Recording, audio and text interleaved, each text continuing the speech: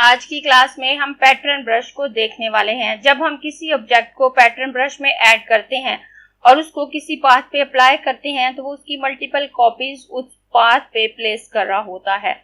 अब यहाँ आपके जहन में एक सवाल आ रहा होगा कि स्कैटर ब्रश भी तो यही करता है। जब हम किसी पाथ पे स्कैटर ब्रश अप्लाई करते हैं तो वो उस ऑब्जेक्ट की मल्टीपल कॉपीज लेकर उस पाथ पे प्लेस कर रहा होता है। तो फिर इन दोनों में क्या डिफरेंस है? तो इस क्लास में मैं आपको ये डिफरेंस भी बताऊंगी। उसके अलावा पैटर्न ब्रश के तमाम ऑप्शन को हम डिटेल में देखेंगे। मैं हूं आपकी टीचर मुबीना बारी और आप देख रहे हैं एफर्ट फॉर सक्सेस। मज़ीद वीडियोस और अपडेट के लिए आप हमारी वेबसाइट विजिट कर सकते हैं। उसके अलावा आप हमें हमारे फेसबुक पेज पर भी फॉलो कर सकते हैं। मैं यहाँ से एक रेक्टेंगल लेकर एक रेक्टेंगल ड्रॉ कर लेती हूँ। रेक्टेंगल ड्रॉ करने के बाद मैं इसकी एक कॉपी ले लूंगी। मैं कंट्रोल C करूंगी और कंट्रोल F करके इसकी कॉपी इसके ऊपर पेस्ट कर देती हूँ और इसके साइज को छोटा कर देती हूँ। उसके बाद मैं इस बाहर वाले रेक्टेंगल को सिलेक्ट करके इसमें ब्लैक कलर फिल कर देती हूँ। ब्लैक कलर फिल करने के बाद मैं इन दोनों को सिलेक्ट करूंगी और यहाँ से सेंटर अलाइन कर लेती हूँ और वर्टिकली भी सेंटर अलाइन कर लेती हूँ। तो कुछ इस तरह से ऑब्जेक्ट मेरे पास आ रहा है। अब मैं इसको सिलेक्ट करूंगी। सिलेक्ट करने के बाद यहाँ क्लिक करके मैं इसको पैटर्न ब्रश में ऐड करके ओके कर लूंगी। ओके करने के बाद यहाँ मेरे पास डिफरेंट सेटिंग आ रही हैं। तो मैं इस ब्रश को किसी पाथ पे अप्लाई करने के बाद इस सेटिंग को आपको बताऊंगी। फिलहाल मैं यहाँ से ओके कर देती हूँ। ओके करने के बाद ये ब्रश पैटर्न ब्रश में ऐड हो गया। उसके बाद मैं इसको स्कैटर ब्रश में भी ऐड कर देती हूँ ताकि आपको डिफरेंस बता सकूं। तो मैं यहाँ से इस पे क्लिक करूंगी। क्लिक करने के बाद यहाँ स्कैटर ब्रश पे क्लिक करके ओके करूं और यहाँ से ओके करूं तो ये स्कैटर ब्रश में भी ऐड हो गया और स्कैटर ब्रश को हम पहले भी देख चुके हैं। अब मैं इस सब्जेक्ट को डिलीट कर देती हूँ और यहाँ से एक इलिप्स लेकर एक परफेक्ट सर्कल ड्रॉ करूंगी। सर्कल ड्रॉ करने के बाद मैं इसके कलर को डिफॉल्ट सेटिंग पे ले आती हूँ और उसके बाद मैं इसकी एक कॉपी ले लेती हूँ। कॉपी लेने के बाद मैं इसको सिलेक्ट करूंगी और इसमें स्कैटर ब्रश अप्लाई करूं तो आप देखें ये ऑब्जेक्ट इसके साथ साथ प्लेस हो रहा है लेकिन ये अपनी डायरेक्शन चेंज नहीं कर रहा। और उसके बाद मैं इसको सिलेक्ट करूंगी और इसके ऊपर पैटर्न ब्रश अप्लाई करूंगी। तो आप देखें इसने कितनी खूबसूरती के साथ इसको इसके साथ एडजस्ट कर दिया। अब आप देखें इसने इसको खुद ही डिस्टोर्ट कर दिया है। इस तरफ से इसकी विड्थ ज्यादा और इस तरफ से कम करते हुए खूबसूरती से एडजस्ट कर दिया है। और यही फर्क है पैटर्न ब्रश की एडजस्टमेंट में और स्कैटर ब्रश की एडजस्टमेंट में। तो मैं इनको डिलीट कर देती हूँ और इसको भी डिलीट कर देती हूँ और यहाँ से स्कैटर ब्रश को भी डिलीट कर देती हूँ। और उसके बाद हम आएंगे पैटर्न ब्रश के ऑप्शन की तरफ। अब पैटर्न ब्रश के तमाम ऑप्शन को समझाने के लिए मैं यहाँ पे एक शेप क्रिएट कर लेती हूँ ताकि हम इसके तमाम ऑप्शन को देख सकें। तो मैं यहाँ से पेन टूल लूंगी। पेन टूल लेने के बाद मैं यहाँ पे क्लिक करूंगी। शिफ्ट के साथ यहाँ पे क्लिक करूंगी, यहाँ पे क्लिक करूंगी, यहाँ पे क्लिक करूंगी, यहाँ पे और यहाँ पे क्लिक करके मैं यहाँ पे एक ओपन शेप क्रिएट कर रही हूँ ताकि आपको तमाम ऑप्शन बता सकूं। और उसके बाद मैं इसको सिलेक्ट करूंगी। सिलेक्ट करने के बाद मैं इस पे क्लिक करूं तो ये ब्रश इस पे अप्लाई हो गया और कुछ इस तरह से रिजल्ट मेरे पास आ रहा है। अब मैं इसको सिलेक्ट करके इस पे डबल क्लिक करूंगी तो मेरे पास ये ऑप्शन आ जाते हैं। अब इसके तमाम ऑप्शन को हम अच्छे से देखेंगे। तो यहाँ सबसे पहले ब्रश नेम है तो आप यहाँ से ब्रश का नेम चेंज कर सकते हैं। आप अपनी मर्जी से कोई भी नाम इसे दे सकते हैं। उसके बाद स्केल है तो यहाँ पे फिक्स है। अगर मैं इस पे क्लिक करूँ तो यहाँ नीचे कुछ ऑप्शन मुझे नजर तो आ रहे हैं लेकिन हाइड है, ये वर्किंग ऑर्डर में नहीं है। इनमें with point, pressure, stylus wheel, tilt, bearing और रोटेशन है। तो ये तमाम ऑप्शन उस वक्त वर्क कर रहे होते हैं जब हम ग्राफिक टैबलेट यूज कर रहे होते हैं। अगर हम ग्राफिक टैबलेट यूज नहीं कर रहे, माउस की मदद से वर्किंग कर रहे हैं तो ये ऑप्शन हमारे इस्तेमाल में नहीं आते, हमें अवेलेबल नहीं होते।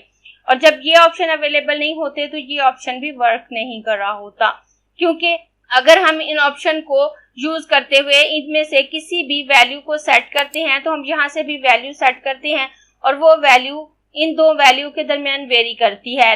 लेकिन जब हम माउस की मदद से काम कर रहे हैं और ये ऑप्शन वर्क नहीं कर रहा तो हम जस्ट यहाँ से इसकी स्केलिंग कम ज्यादा कर सकते हैं। अगर मैं इसे राइट साइड की तरफ मूव करूं और इसकी स्केलिंग कम करूं तो आप देखें ये बॉक्सेस छोटे हो गए। अगर आप अपने बॉक्सेस को बड़ा करना चाहें तो भी कर सकते हैं। आप देखें ये मजीद बड़े हो गए हैं, और अगर मैं इनको छोटा करूं तो ये छोटे हो जाएंगे।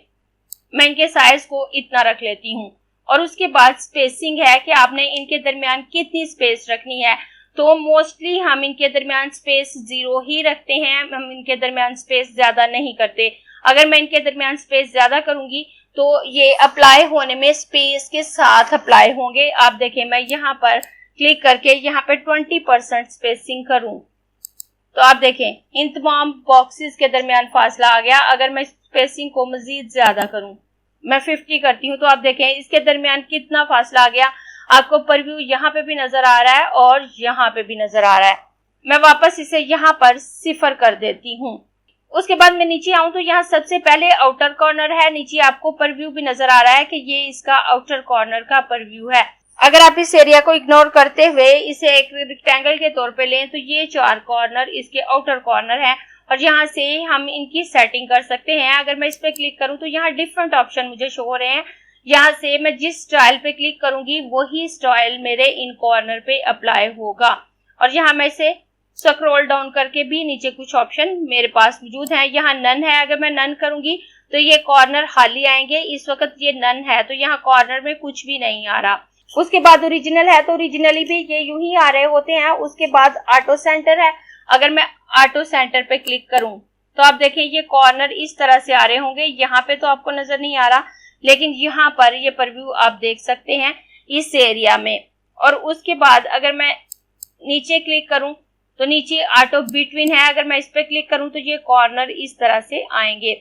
और उसके बाद ऑटो स्लाइस्ड है तो ये इस तरह से कट के आएगा।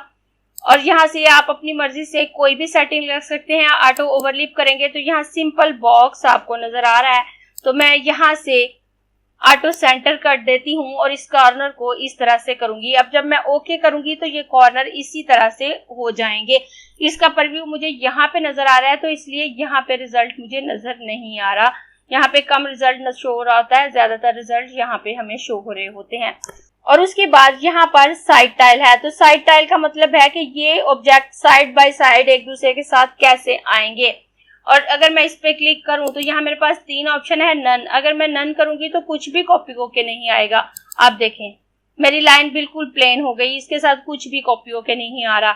और अगर मैं ओरिजिनल करूंगी तो वो उसी ऑब्जेक्ट को कॉपी करेगा जो मैंने एज ए ब्रश यूज किया है। और अगर मैं जीवास करूं तो यहाँ एक पैटर्न मौजूद है, वो इस पैटर्न को कॉपी करके इस पाथ के साथ प्लेस करना शुरू कर देगा। आप देखें, लेकिन मोस्टली हम इसको ओरिजिनल ही रखते हैं। और उसके बाद इनर कॉर्नर है, ये जो अंदर वाले कॉर्नर है ये इनर कॉर्नर है। तो आप यहाँ से इसके डिजाइन को डिसाइड कर सकते हैं कि आपने किस तरह से रखना है। अगर नन रखेंगे तो ये कॉर्नर खाली आएगा।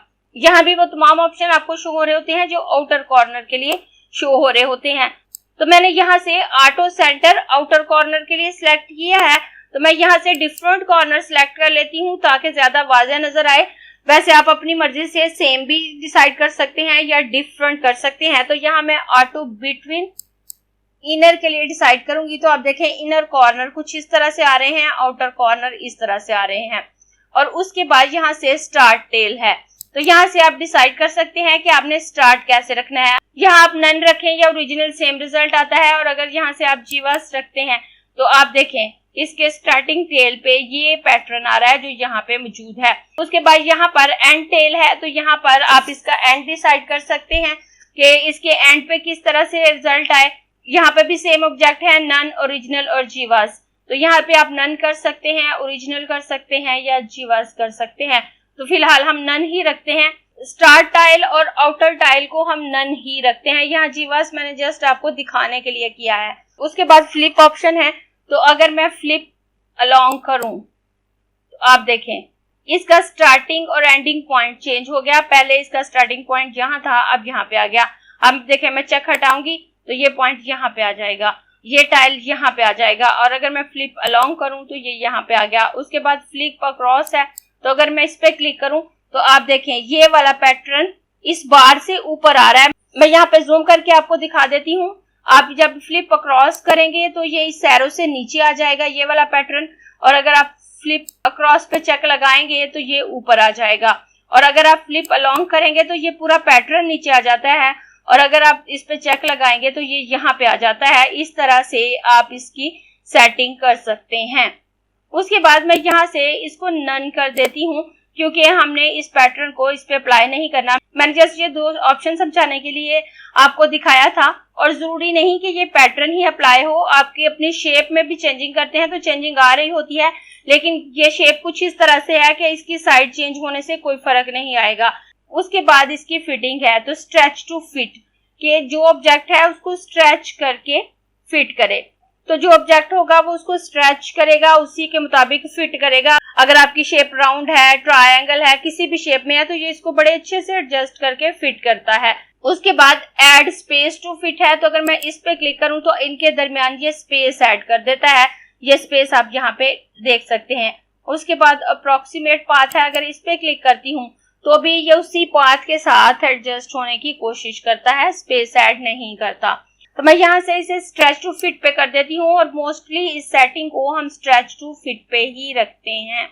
और उसके बाद कलराइजेशन है, तो अगर आपने कलर ऑब्जेक्ट क्रिएट किया है तो आप इन ऑप्शन को यूज कर सकते हैं। इन ऑप्शन के बारे में मैं स्कैटर ब्रश में बता चुकी हूँ, आप वहां से देखकर इसकी डिटेल देख सकते हैं। मैं हल्का सा आपको बता देती हूँ कि जब आप नन सेलेक्ट करते हैं तो जो अपीयरेंस आपके ऑब्जेक्ट की होगी, चाहे उसमें ब्लैक कलर है, चाहे एक से ज्यादा कलर्स हैं, जब आप उसे नन रखते हुए ब्रश में ऐड करते हैं तो वो चेंज नहीं होती। जब उसको अप्लाई करेंगे तो वही रहती है। लेकिन अगर आप टिंट सेलेक्ट करते हैं तो आपका ऑब्जेक्ट ब्लैक सिंगल कलर में है तो आप उस पर कलर अप्लाई कर सकते हैं।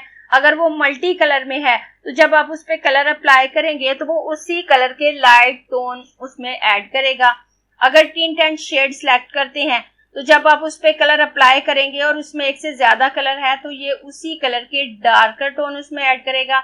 और अगर आपके ब्रश में एक से ज्यादा कलर हैं और आप ह्यू शिफ्ट रखते हैं तो जब आप उसका कलर चेंज करेंगे तो वो उनको ऑटोमेटिकली चेंज करते हुए डिफरेंट वेरिएशन आपके सामने लाएगा। उसके बाद इन्हीं कलर को लेकर यहाँ पे टिप शो हो रही है, तो आप यहाँ से देख सकते हैं कि जहाँ पे नन है वहां पे सेम कलर है, उसमें चेंजिंग नहीं आ रही। जहाँ पे टिंट है वहां ये जो लाइन की सूरत में हमें कलर नजर आ रहा है उसके अंदर उसके लाइट शेड है, यहाँ पे उसके अंदर डार्क शेड है, और यहाँ पे कलर शेड चेंज हो रहे हैं जो दरमियान का बॉक्स हमें नजर आ रहा है। तो ये रिजल्ट आते हैं जब हम इन कलराइज मेथड को यूज करते हैं। वैसे कलराइज ऑप्शन को डिटेल से देखने के लिए आप स्कैटर ब्रश वाली क्लास देख सकते हैं। पूरी क्लास नहीं देखनी तो उतना पोर्शन देख सकते हैं, और अगर आप ऑलरेडी देख चुके हैं तो आपको ये ऑप्शन आता होगा। और उसके बाद यहाँ पे की कलर है, अगर आपके ऑब्जेक्ट में एक से ज्यादा कलर हैं तो किसी एक कलर को एज ए की कलर आप ले सकते हैं। इस वक्त यहाँ पे ब्लैक शो हो रहा है। अगर मैं साइड ड्रॉपर पे क्लिक करूं और क्लिक करने के बाद मैं यहाँ से व्हाइट कलर पे क्लिक करूं तो आप देखें यहाँ पे व्हाइट कलर आ गया। अगर यहाँ पे कोई और कलर होता तो वो उस कलर को एज ए की कलर ले लेता। अगर मैं दोबारा ब्लैक पे क्लिक करूं तो यहाँ पे ब्लैक आ जाएगा। इस तरह से जो ब्रश में आपके कलर मौजूद हैं उसमें से किसी एक कलर को एज ए की कलर आप अप्लाई कर सकते हैं। इस तरह से इन तमाम सेटिंग को अपनी मर्जी से एडजस्ट करते हुए आप अपना आर्टवर्क क्रिएट कर सकते हैं। तो मैं यहाँ से ओके कर दूंगी। ओके करने के बाद मैं अप्लाई स्ट्रोक करूं तो आप देखें अब इसके कॉर्नर वैसे ही चेंज हो गए जैसे मैंने किए थे। मैं इसको डिलीट कर देती हूँ, और इसको डिलीट करने के बाद मैं यहाँ से इलिप्स लूंगी। इलिप्स लेने के बाद यहाँ पर एक सर्कल ड्रॉ करूंगी और दोबारा ये ब्रश इस पे अप्लाई करूं तो आप देखें इसमें कॉर्नर नहीं आ रहे। अगर आपके ऑब्जेक्ट में कॉर्नर नहीं होंगे तो ये कॉर्नर उसमें अप्लाई नहीं करेगा। यहाँ पे आपको कॉर्नर का डिजाइन भी नजर आ रहा है कि ये आउटर कॉर्नर का डिजाइन है, ये इनर कॉर्नर का डिजाइन है, और ये दरमियान का पैटर्न है। लेकिन अगर आपके ऑब्जेक्ट में कॉर्नर नहीं है तो ये उन कॉर्नर को अप्लाई नहीं करेगा। जैसे मैं यहाँ से अगर डायरेक्ट सिलेक्शन टूल लेकर इस एंकर पॉइंट को सिलेक्ट करूं और यहाँ से इसको कॉर्नर में कन्वर्ट कर दूं तो अब आप देखें इसने यहाँ पे कॉर्नर ऐड कर दिया, ये वाला। मैं दोबारा इसको सिलेक्ट करके इसको अगर राउंड कर दूं तो ये कॉर्नर खत्म हो जाता है। और ये ब्रशेस आपके काम को बहुत आसान बना देते हैं। जैसे आप देखें अगर आप खुद किसी बॉक्स को इसके इर्द गिर्द इस तरह से डिस्टोर्ट करके सेट करने बैठे तो आप घंटों लगाकर भी इतना परफेक्ट वर्क तैयार नहीं कर सकते। मैं यहाँ पे इसको सिलेक्ट करके डिलीट कर देती हूँ, और डिलीट करने के बाद मैं यहाँ पे अगर इलिप्स टूल लेकर एक ओवल शेप ड्रॉ करूंगी। और ओवल शेप ड्रॉ करने के बाद मैं यहाँ से इसकी फिलिंग को नन कर देती हूँ और यहाँ से इसकी आउटलाइन की विड्थ ज्यादा करके 7 पिक्सल कर देती हूँ। और उसके बाद मैं इसको यहाँ से ड्रैग करूंगी, शिफ्ट प्रेस करूंगी और ऑल्ट प्रेस करके इसकी एक कॉपी ले लेती हूँ। कॉपी लेने के बाद अब मैं यहाँ से डायरेक्ट सिलेक्शन टूल लेकर इस एंकर पॉइंट को सिलेक्ट करके डिलीट कर देती हूँ और इस एंकर पॉइंट को सिलेक्ट करके डिलीट कर दूंगी। डिलीट करने के बाद अब मैं इसको सिलेक्ट करके शिफ्ट के साथ इसके साइज को थोड़ा सा छोटा कर लेती हूँ। और छोटा करने के बाद यहाँ पर न्यू ब्रश के ऑप्शन पे क्लिक करूंगी, पैटर्न ब्रश पे क्लिक करके यहाँ से ओके करूंगी। यहाँ से अगर मैं कोई भी सेटिंग करना चाहूँ तो कर सकती हूँ, लेकिन मोस्टली ब्रश बनाते हुए हम इसके कॉर्नर जरूर सेट कर लेते हैं ताकि अगर हम कॉर्नर पे अप्लाई करें तो वो अच्छा रिजल्ट आए। तो मैं यहाँ से अगर ऑटो बिटवीन सेलेक्ट करती हूँ तो ये कॉर्नर कुछ इस तरह से आएगा और उसके बाद यहाँ से मैं ऑटो सेंटर सेलेक्ट करूँ तो ये कुछ इस तरह से आएगा। मैं इसको भी ऑटो सेंटर ही कर देती हूँ। मैं अपने दोनों कॉर्नर ऑटो सेंटर सेलेक्ट करके यहाँ से ओके कर दूंगी। तो ये ब्रश में ऐड हो गया। ब्रश में ऐड करने के बाद अब मैं यहाँ से अगर इलिप्स टूल लूँ और इलिप्स टूल लेने के बाद इस ब्रश को इस पे अप्लाई करूँ तो अब देखें कितने अच्छे तरीके से ये इस पे अप्लाई हो रहा है। मैं इसके साइज को छोटा कर देती हूँ और यहाँ पे रख देती हूँ और इसको उठाकर भी यहाँ पे रख दूंगी। उसके बाद मैं यहाँ पर पेन टूल लूंगी। पेन टूल लेने के बाद अगर मैं यहाँ पर क्लिक करके थोड़ा ड्रैग करूँ, उसके बाद यहाँ पे क्लिक करके थोड़ा सा ड्रैग करूंगी और यहाँ पे क्लिक कर दूंगी।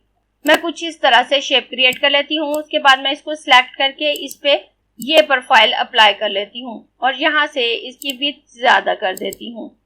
विड्थ ज्यादा करने के बाद मेरे पास कुछ इस तरह से रिजल्ट आ रहा है और मैं शिफ्ट के साथ इसके साइज को छोटा कर दूंगी। और छोटा करने के बाद मैं इसकी एक कॉपी ले लेती हूँ। मैं कंट्रोल C करूंगी और कंट्रोल F करके इसकी एक कॉपी ले लेती हूँ। कॉपी लेने के बाद मैं विंडो मेन्यू में आऊंगी और यहाँ से ट्रांसफॉर्म पैनल को ओपन करूंगी और यहाँ पे क्लिक करके मैं इसे फ्लिप हॉरिजॉन्टल कर लेती हूँ और उसके बाद एरो की से इसको मूव करके सेट कर लूंगी। मैं यहाँ से इलिप्स टूल लेकर यहाँ पर एक ओवल शेप क्रिएट कर लूंगी। ओवल शेप क्रिएट करने के बाद यहाँ से डायरेक्ट सिलेक्शन टूल लेकर इस एंकर पॉइंट को सिलेक्ट करूंगी और इसे कॉर्नर में कन्वर्ट कर दूंगी और उसके बाद इस एंकर पॉइंट को सिलेक्ट करके इसे भी कॉर्नर में कन्वर्ट कर देती हूँ और उसके बाद इसे सिलेक्शन टूल की मदद से सिलेक्ट करूंगी। सिलेक्ट करने के बाद मैं इसमें ब्लैक कलर फिल कर देती हूँ और ब्लैक कलर फिल करने के बाद मैं शिफ्ट के साथ इसके साइज को छोटा कर लेती हूँ। छोटा करने के बाद मैं इसको यहाँ पे रखूंगी और यहाँ से पेन टूल लूंगी और पेन टूल लेकर एक स्ट्रेट लाइन क्रिएट कर लेती हूँ। लाइन क्रिएट करने के बाद मैं यहाँ से इस पे ये प्रोफाइल अप्लाई कर देती हूँ और इसकी विड्थ को भी ज्यादा कर देती हूँ और ज्यादा करने के बाद मैं इसको यहाँ पर लाकर सेट कर दूंगी और इसकी एक कॉपी ले लेती हूँ। मैं ऑल्ट प्रेस करके कॉपी लूंगी, शिफ्ट प्रेस करके इसको 45 डिग्री पे रोटेट कर लूंगी और कंट्रोल C करके इसकी कॉपी लूंगी और कंट्रोल F से पेस्ट कर दूंगी और इस एक कॉपी को उठाकर मैं यहाँ पर सेट कर देती हूँ और उसके बाद मैं इस कॉपी को लूंगी और ट्रांसफॉर्म पैनल पे आकर यहाँ क्लिक करूंगी, फ्लिप हॉरिजॉन्टल पे क्लिक करके इसको फ्लिप कर लूंगी और इसको इसकी ऑपोजिट साइड पे सेट कर दूंगी। उसके बाद मैं इस शेप को लूंगी, इसको ऊपर की तरफ ड्रैग करूंगी, ऑल्ट के साथ इसकी कॉपी लेकर इसके साइज को शिफ्ट के साथ छोटा कर देती हूँ और उसके बाद मैं इस पेटल को उठाकर यहाँ पे रख दूंगी। यहाँ पे रखने के बाद मैं इन सबको सिलेक्ट करूंगी, मैं शिफ्ट के साथ इनके साइज को छोटा कर दूंगी। यहाँ से मैं ट्रांसफॉर्म पैनल को क्लोज कर देती हूँ और यहाँ पे क्लिक करके पैटर्न ब्रश पे क्लिक करके ओके करूंगी। ओके करने के बाद यहाँ से सेंटर का डिजाइन सिलेक्ट करूंगी और सिलेक्ट करने के बाद यहाँ से ओके कर दूंगी और उसके बाद यहाँ से इलिप्स टूल लेकर यहाँ पर एक सर्कल क्रिएट करूंगी। सर्कल क्रिएट करने के बाद अब अगर मैं इस ब्रश पे क्लिक करूं तो आप देखें कितनी खूबसूरती के साथ ये पैटर्न इसके इर्द गिर्द अप्लाई हो रहा है। वैसे अगर आप एडजस्ट करें, क्या इतनी आसानी से आप इसको एडजस्ट कर सकते हैं। उसके बाद यहाँ अगर मैं अंदर की तरफ एक और इलिप्स क्रिएट करती हूँ और इसको सेंटर में सेट कर देती हूँ और सेंटर में सेट करने के बाद अगर मैं यही ब्रश इस पे अप्लाई करूँ तो आप देखें कुछ इस तरह से रिजल्ट मेरे पास आ रहा है।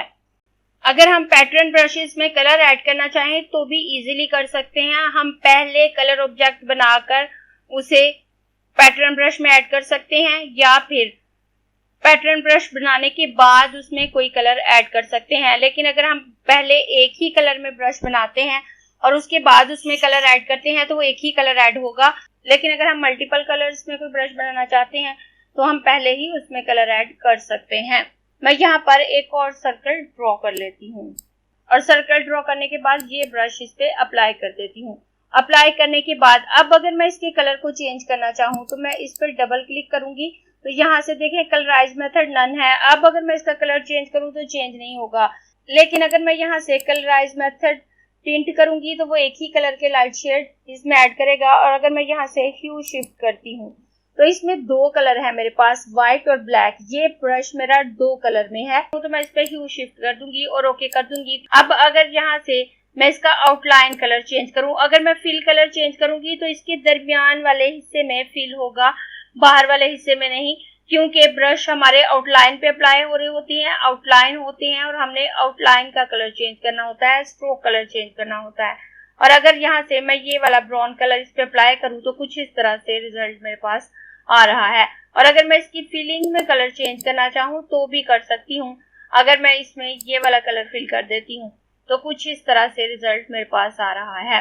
और उसके बाद मैं इस ऑब्जेक्ट को सिलेक्ट करूंगी और डबल क्लिक करूं। डबल क्लिक करने के बाद अब अगर मैं यहाँ से टिंट सिलेक्ट करूं तो अब देखें इसमें रेड कलर आ गया, क्योंकि इससे पहले हमारी स्ट्रोक में रेड कलर मौजूद था। तो मैं यहाँ से ओके कर दूंगी और अप्लाई स्ट्रोक कर दूंगी। उसके बाद मैं इसका कलर चेंज कर सकती हूँ, मैं इस पे कोई भी कलर अप्लाई कर सकती हूँ। आप देखें मैं ब्लू करूंगी, ब्लू हो जाएगा। अगर ग्रीन कलर अप्लाई करूं तो इस तरह से अगर मैं इस पे कोई कलर अप्लाई करना चाहती हूँ तो इजीली कर सकती हूँ। और स्ट्रोक में ये ग्रीन कलर फिल करने के बाद अगर मैं इसकी फिलिंग में कलर फिल करूँ तो वो इसके बैकग्राउंड में फिल होगा। आप देखें अगर मैं ये वाला कलर फिल करूँ या ये कलर फिल करूँ तो इस तरह से भी मैं अपने ऑब्जेक्ट में डिफरेंट कलर फिल करके यूज कर सकती हूँ। उसके बाद अगर इसको सिलेक्ट करके इस पर डबल क्लिक करूँ और यहाँ से टिंट सिलेक्ट करके ओके करूँ और अप्लाई स्ट्रोक करूँ तो मैं इस पे भी डिफरेंट कलर अप्लाई कर सकती हूँ। अगर मैं इस पे रेड कलर अप्लाई करती हूँ तो कुछ इस तरह से रिजल्ट मेरे पास आ रहा होता है। इस तरह से आप इन ब्रशेस पे डिफरेंट कलर अप्लाई कर सकते हैं। और अगर आपने मल्टी कलर्स में इनको क्रिएट करना है तो आपको पहले से डिफरेंट कलर उसमें ऐड करना होंगे। अगर आपको ये क्लास पसंद आई है तो लाइक कीजिए, अपने दोस्तों के साथ शेयर भी कीजिए ताकि वो भी सीख सके। आप अपने क्वेश्चंस और व्यूज नीचे कमेंट बॉक्स में लिख सकते हैं। और अगर आपने चैनल सब्सक्राइब नहीं किया तो प्लीज सब्सक्राइब कीजिए ताकि आपको आने वाली वीडियोस का नोटिफिकेशन फौरन से मिल सके।